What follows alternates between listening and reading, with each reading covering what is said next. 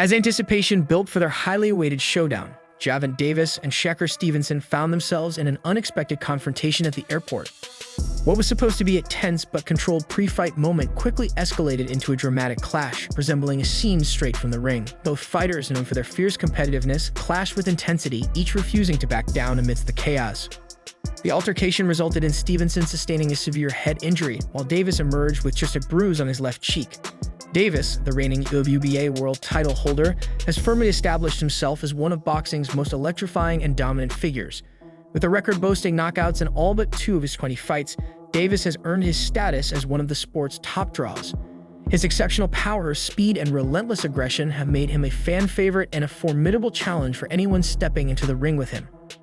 Given Davis's impressive credentials and his reputation as a top-tier fighter, it was no surprise that he came out on top in their unexpected airport altercation. Despite the violent encounter, Davis's injuries were relatively minor, limited to a bruise on his left cheek. In contrast, Stevenson's severe head injury underscored the intensity of their clash. As their fight approaches, this unforeseen incident has only intensified the intrigue and excitement surrounding their upcoming bout, setting the stage for what promises to be an electrifying matchup. Shakur Stevenson was less fortunate after his airport altercation with Gervonta Davis, suffering a head injury that raised significant concerns. This injury jeopardizes not only their highly anticipated fight, but also casts a shadow over Stevenson's future in boxing. Head injuries are particularly alarming in the sport due to their potential to escalate from a temporary issue to a serious condition that could end a fighter's career. For Stevenson, this could mean losing his opportunity to return to the ring. Fortunately, Stevenson's team received reassuring news from medical professionals. Despite the initial fears, the head injury is not as severe as first thought. Doctors have indicated that with adequate rest and recovery over the next few weeks, Stevenson should not face any lasting effects that could jeopardize his upcoming bout. Although any head injury is concerning, this one appears less serious than initially feared. The prognosis suggests that with proper recovery, Stevenson will be able to return to full health, both physically and mentally. If the fight with Davis proceeds, Stevenson should be in a position to compete at his best. On Davis's side, anticipation for the fight remains high. Davis is fully prepared to face Stevenson if the bout is given the green light. This matchup, which Davis has been eagerly anticipating, promises to be a significant challenge. Both fighters come into the contest with undefeated records, but Davis views this as another opportunity to demonstrate his dominance. His track record of dismantling opponents with unbeaten records underscores his determination to maintain his reputation as a formidable force in the ring. The anticipation for the potential showdown between Gervonta Davis and Shakur Stevenson has been further ignited by Davis's assistant coach, Kenny Ellis. Ellis recently took to Instagram to taunt Stevenson, calling him out ahead of Stevenson's WBC lightweight title defense against Joe Cordina on October 12th in Riyadh, Saudi Arabia. This provocative move has only increased the buzz surrounding the possible Davis-Stevenson fight. Ellis's timing appears deliberate, aimed at sending a clear message to both promoters and fans. His remarks challenged Stevenson, highlighting that Davis is ready and eager for their anticipated clash. Ellis mockingly referred to the Stevenson-Cordina bout as a huge event, urging fans to grab their tickets quickly. His comments, dripping with irony, seem intended to belittle the significance of the matchup. Stevenson has already faced criticism from boxing fans for choosing Cordina as his next opponent, and Ellis's taunts have intensified this scrutiny. Many believe Stevenson should have chosen a more formidable challenger, questioning whether Cordina is truly deserving of a title shot against the WBC lightweight champion. Ellis's sarcasm suggests deeper concerns about Stevenson's opponent choice, implying it might not be the best move for his career. Cordina, coming off a knockout loss, raises doubts about his readiness to face someone of Stevenson's caliber.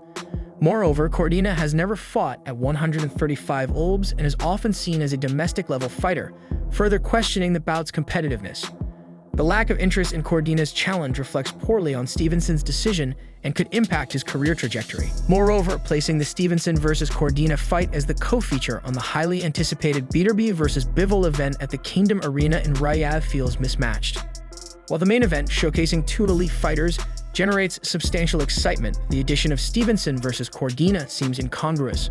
This disparity underscores the lack of buzz surrounding Stevenson's upcoming bout and amplifies the criticism of his opponent choice. So what does this mean for Shakur Stevenson? The implications are significant. Many experts believe that defeating Joe Cordina, who at 32 years old recently suffered an 8th-round knockout loss to Anthony Kakes on May 18th, may not provide the career boost Stevenson needs. Cordina's recent defeat and diminished status suggests that a victory over him may not have the impact Stevenson had anticipated.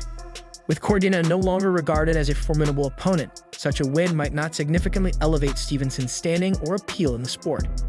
While the fight with Cordina offers Stevenson a chance to stay active and defend his WBC lightweight title, it lacks the prestige and challenge of other potential matchups. This bout may not generate the excitement or interest typically associated with high-profile fights, potentially affecting Stevenson's reputation and future opportunities. Regardless of how decisively Stevenson wins, it is unlikely to match the level of aggression and intensity demonstrated by Anthony Kekes in his fight against Cordina. Kekes was relentless, bombarding Cordina with a relentless barrage of punches, whereas Stevenson's style is more methodical. He is more likely to secure a victory through a tactical 12-round decision rather than an all-out brawl. Boxing professionals are now weighing in on the situation, with notable figures like Ryan Garcia sharing their opinions. Garcia, who has faced Gervonta Davis in the ring, has voiced his disappointment with Stevenson's choice of opponent. He believes that a fight between Stevenson and Davis would have substantially elevated Davis's status as an undefeated fighter and created a thrilling spectacle that would capture widespread attention. Garcia argues that such a high-profile matchup would not only highlight Davis's skills but also make a significant impact on the sport, generating a kind of excitement and recognition that is currently lacking. Garcia said, "I'm disappointed with Stevenson's choice of opponent. He should have struck a deal with Tank Davis. If he had taken that fight, his status in boxing would be phenomenal right now. A bout with Tank would have solidified his position at the top, but instead he's missed a major chance to prove himself against the best." Even Arden Hart Union, who recently fought and lost to Stevenson, has voiced his disappointment with Stevenson's choice of opponent. Union criticized Stevenson for selecting Cordina, suggesting that Cordina does not warrant such a high-profile matchup. He argued that given Cordina's low profile, the fight is unlikely to generate significant excitement. Union believes that a bout with someone like Tank Davis would have made a substantial impact and elevated Stevenson's career to new heights. Missing out on that opportunity is viewed as a major setback for Stevenson's influence in the sport. Given these viewpoints, what do you think Stevenson should have done? Was it a smart decision to face Cordina, or should he have pursued a fight with Davis instead? Gervonta Tank Davis' rise in boxing was significantly influenced by Floyd Mayweather's guidance. However, Davis soon accused Mayweather of being egotistical and overbearing, claiming that Mayweather sought to control every aspect of his career. The backstage encounter between the two, which followed Mayweather's exhibition match against John Gotti Ilie, was the culmination of this strained relationship. The altercation escalated quickly when Mayweather reportedly made a disparaging remark while passing by Davis. In an instant, Davis lunged at Mayweather, landing several hard punches before security intervened. Witnesses described the scene as a full-blown physical confrontation rather than just a heated argument.